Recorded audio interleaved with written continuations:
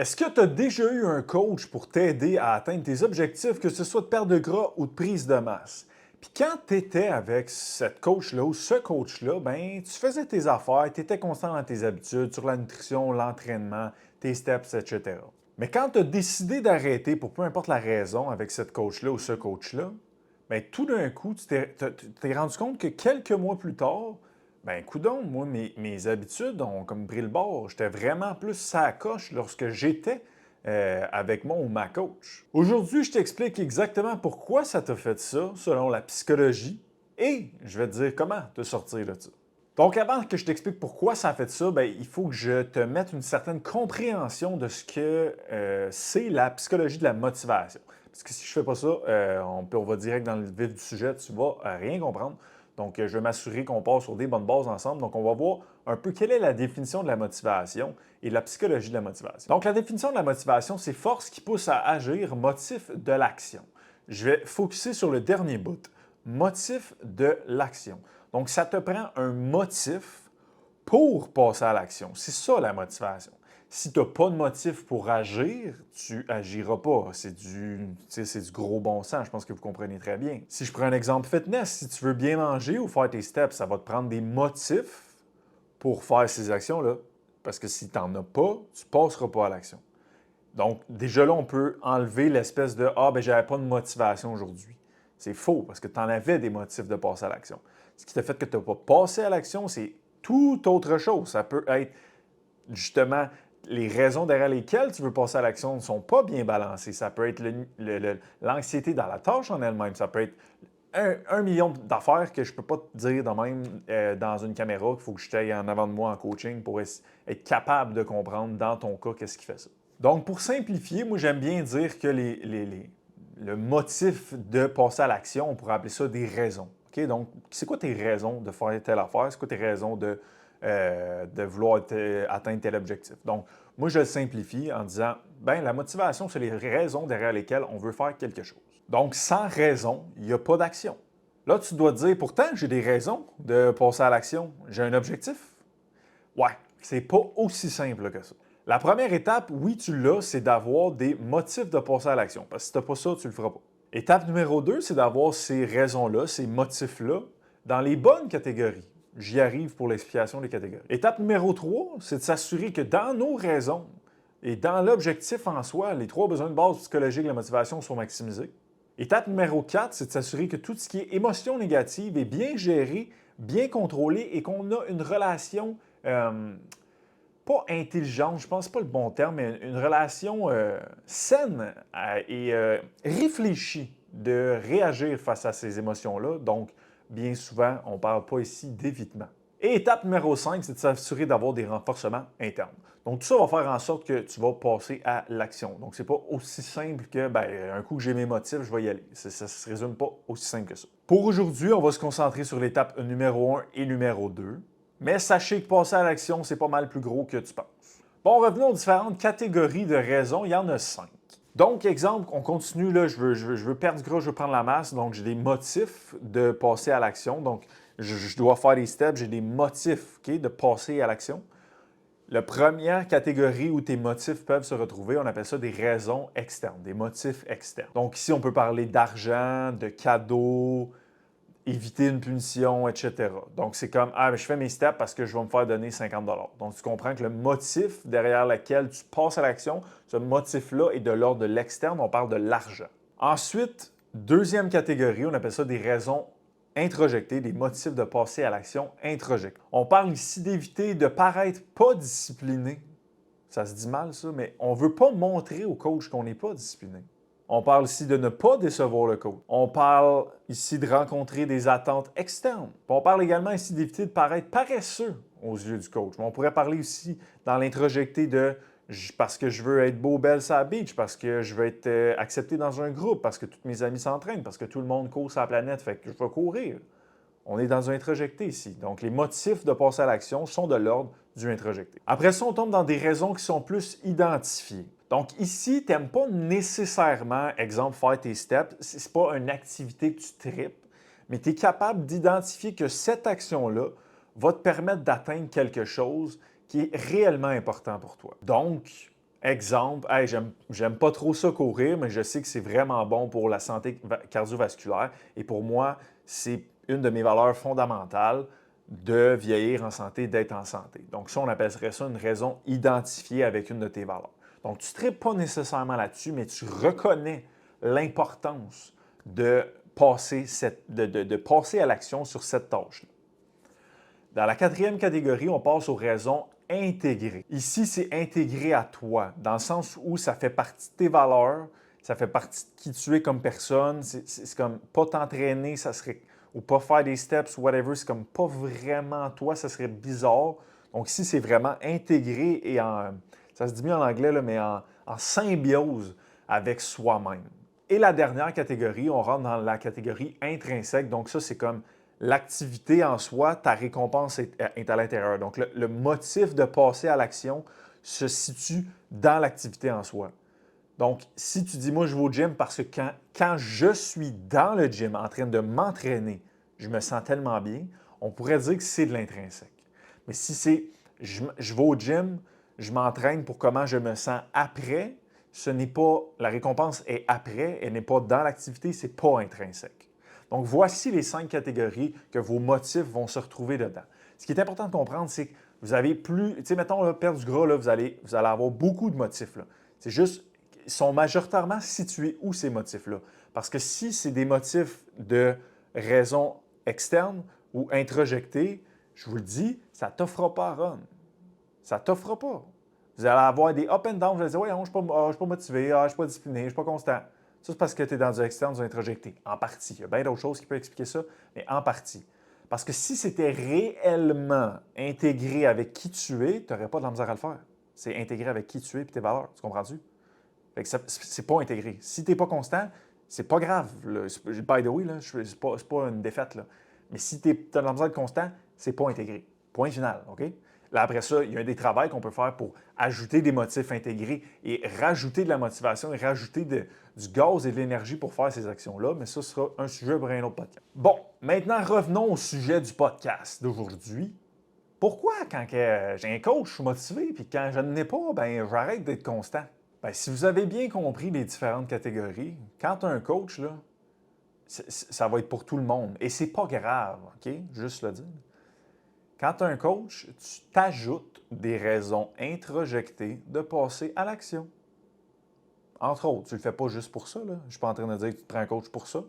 Il y en a que oui, by the way, mais en majorité, si tu te prends un coach pour une structure, parce que tu dis, wow, il va vraiment régler mes affaires, etc. Mais comme ça vient avec, on rajoute des raisons introjectées. Puis, c'est pas grave s'il y en a un peu, mais c'est parce que si toutes tes raisons se situent là, tu es dans la merde. C'est ça le problème. C'est pas, j'ai des raisons introjectées, c'est problématique. C'est comme, mais si t'en as un peu, c'est pas grave, si toutes tes autres raisons sont intégrées, puis intrinsèques, puis identifiées. Mais c'est pas ça la triste réalité dans le fitness. C'est que la majorité, il n'y a pas d'identifié intégré intrinsèque. Donc, tout se situe dans du introjecté puis dans du externe. Et là, tu t'en vas vers un coach, tu t'ajoutes des raisons introjectées. Donc, ici, on parle d'éviter de ne pas montrer au coach que tu n'es pas discipliné. On parle de ne pas décevoir le coach. On parle de je veux rencontrer les attentes externes. Donc, lui ou elle a des attentes envers moi. Je veux les match-up, ces attentes-là. Je veux éviter de paraître paresseux aux yeux du coach. Je veux pas retourner dans mon suivi 4 semaines plus tard puis avoir l'air que j'ai rien fait. Puis de m'asseoir dans le bureau et dire « Ah non, j'ai rien fait ». On veut pas ça. Et c'est normal. L'humain, il veut pas paraître comme ça aux yeux des autres. Tout ça est tout à fait normal. Là, OK? Mais c'est ce qui fait que tu passes plus à l'action quand tu es un coach. On vient de t'ajouter des raisons de passer à l'action, puis des raisons quand même assez fortes, hein, parce que le rejet social, c'est puissant. L'humain, il a peur de 2 choses dans la vie, la mort et le rejet. OK? Donc, c'est très puissant. Et c'est très normal que tu te dis non, non, mais faut vraiment que je fasse mes shit parce que je ne veux pas arriver là et ne pas. Je veux pas qu'il soit déçu, je veux pas qu'il voie que j'ai rien fait, etc. C'est normal. Mais là, il faut que tu sois consciente que tu t'es ajouté des raisons introjectées, ce qui n'est pas grave non plus si tu as bien des raisons intégrées et intrinsèques. Sauf que c'est quoi le phénomène quand tu arrêtes d'avoir un coach? Si je vous laisse réfléchir 2 petites secondes, là, dans votre auto ou n'importe où vous êtes, là. Si d'avoir un coach, tu t'es ajouté des raisons introjectées. Donc, tu t'es ajouté des motifs de passer à l'action, donc de faire tes steps, faire ta meal prep, whatever. Quand tu l'enlèves, qu'est-ce que tu penses qui arrive? Tu enlèves les raisons aussi, là, et voilà. C'est ça que ça donne.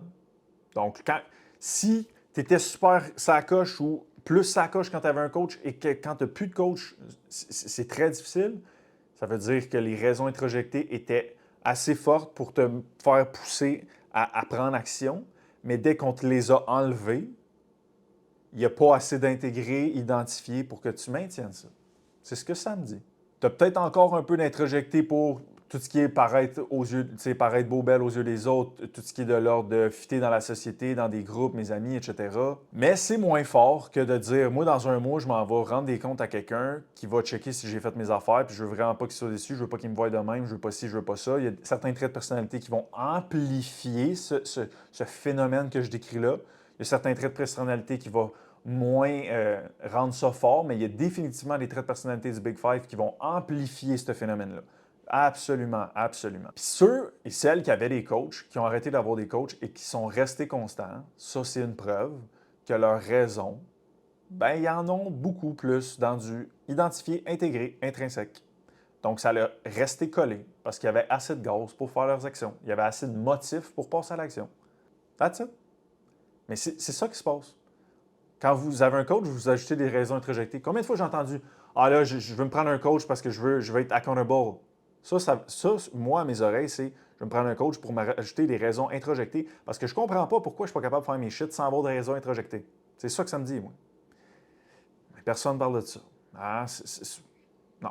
OK, c'est pas le but du podcast, je n'irai pas là, mais...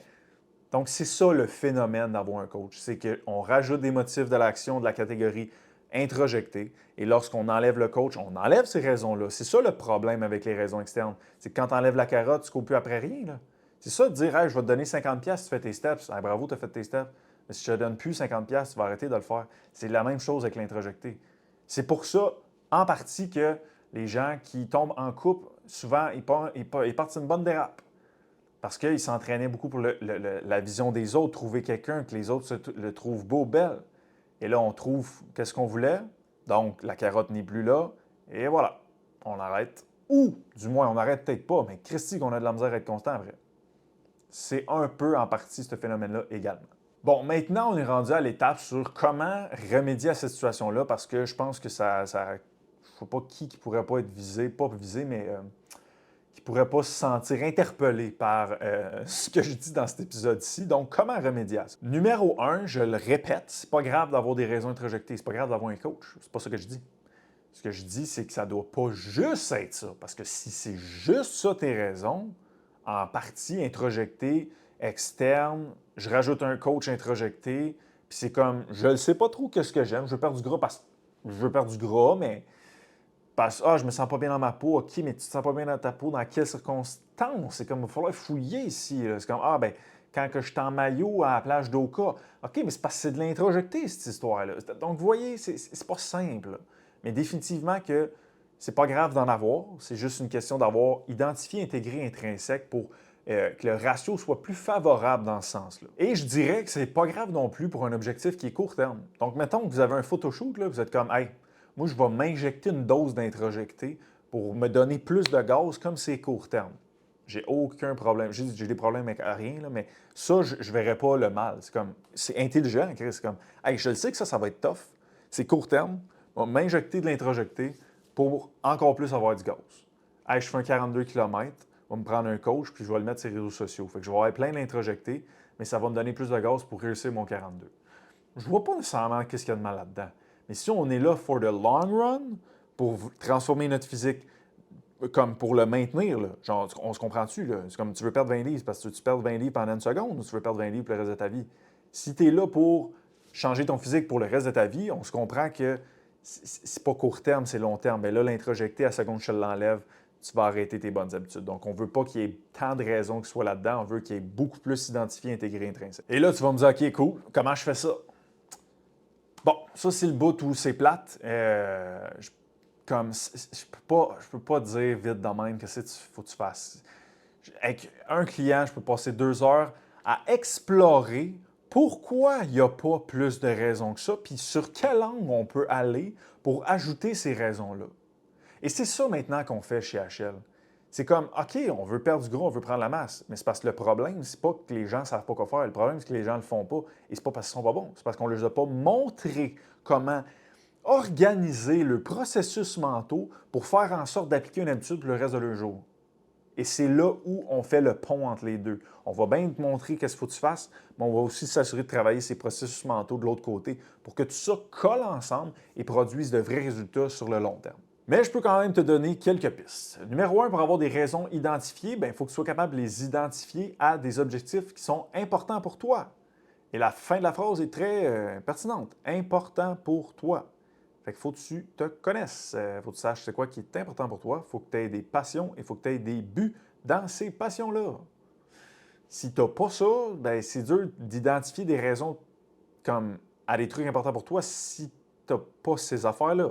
Donc, ça aussi, c'est quelque chose qu'on va voir en bureau. C'est aussi quelque chose qu'on voit dans notre nouveau... on a une nouvelle plateforme avec nos clients. Donc, il y a toute une plateforme de formation en plus du coaching de one-on-one. On a plein d'exercices pour développer les passions. On a plein d'exercices pour, justement, augmenter, identifier, intégrer. Mais définitivement, il va falloir qu'il y ait plus de passion, il va falloir qu'il y ait aussi une meilleure compréhension de soi-même, de qui on est, qu'est-ce qu'on aime, qu'est-ce qu'on vise, qu'est-ce qu'on aime. Pour t'ajouter des raisons intégrées, bien ça, il faut que tu saches c'est quoi tes valeurs, puis c'est qui tu es vraiment comme au fond de toi, parce que là, tu veux que ça soit intégré vraiment comme en symbiose avec toi. Donc, tu dois te connaître et faire un travail personnel. Et pour avoir des raisons intrinsèques, bien, il faut que tu utilises des stratégies d'exploration qu'on voit encore une fois avec nos clients qui vont te permettre d'explorer pour voir hey, ça, j'aime pas ça. Des stratégies d'exploration à faible investissement pour voir oh, ça, j'aime pas ça. Parfait, ça, j'aime ça. Comment je m'investis un petit peu plus? Pour découvrir plus de passion. Et quand tout ça augmente, bien là, tu es capable d'avoir des raisons identifiées maintenant de perdre du gras, prendre la masse. Et c'est beaucoup plus fort, puis ça va rester comme ton habitude va rester toute ta vie si tu fais ça. Donc, bottom line, numéro 1, c'est quoi que tu aimes? Numéro 2, qu'est-ce que tu vises dans ces choses que tu aimes là? C'est quoi tes buts? Après quoi tu cours? C'est quoi tes missions? 3, comment ton processus de perte de gras, de prise de masse va t'aider dans tout ça? Là, on essaie de s'ajouter des raisons identifiées. Numéro 4, c'est quoi tes valeurs puis c'est qui que tu es? Numéro 5, comment ton processus de perte de gras, de prise de masse va te permettre de véhiculer ces valeurs-là? Donc là, on ajoute des raisons intégrées. Et qu'est-ce que tu aimes faire comme activité liée à la perte de gras et la prise de masse musculaire? On vient d'ajouter des raisons intrinsèques. Voilà. Donc ça, là, ce podcast-là d'une vingtaine de minutes, c'est un peu le résumé de peut-être 3, 6 ou peut-être même 12 mois de suivi chez HL Performance. On l'avait dit qu'on changeait de cap, on l'avait dit qu'on s'en allait dans une nouvelle direction. Vous avez une petite idée de qu'est-ce qu'on fait maintenant. On parle de tous ces réseaux sociaux qu'on veut que les gens changent leur vie et qu'ils soient en santé. Bien, ça va commencer par travailler sur ce qui fait vraiment en sorte que les gens changent leur vie et qu'ils fassent les actions qu'ils savent qu'ils doivent faire. Mais tout ce qu'on leur dit, c'est qu'ils ne sont pas disciplinés.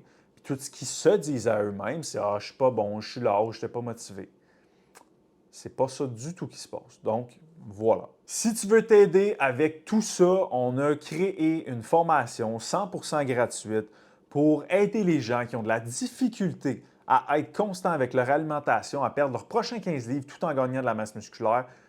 Il y a des formations psycho, il y a des formations nutrition, entraînement, il y a des Q&A à toutes les 2 semaines dans cette formation-là, avec un plan d'entraînement mensuel également. Et si jamais ça te parle, le lien va être dans la description sur le Muscle Lab et nous, on se voit dans un prochain épisode la semaine prochaine. Bye!